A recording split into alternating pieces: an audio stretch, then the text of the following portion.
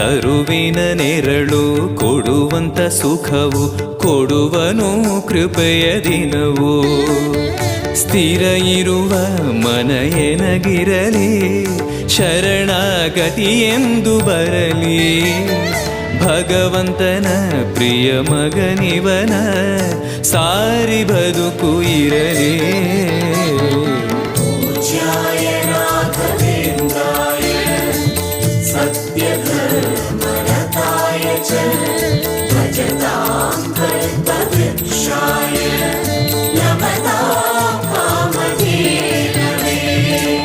ಆಲಯವೆಂದರೆ ಮಂತ್ರಾಲಯವೇ ಬೇರೆ ನಾ ಅರಿಯಲಾರೆ.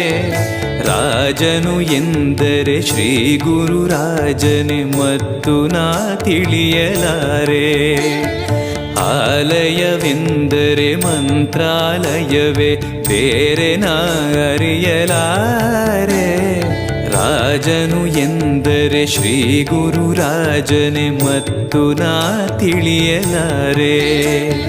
ಸಾಗರವ ಭವ ಸಾಗರವ ದಾಟುವ ವೈರಾಗ್ಯ ಕೊಡುವ ಶಾಶಿರದ ಹರಿನಾಮವನ ಜೀವದಲ್ಲಿ ಇಡುವ.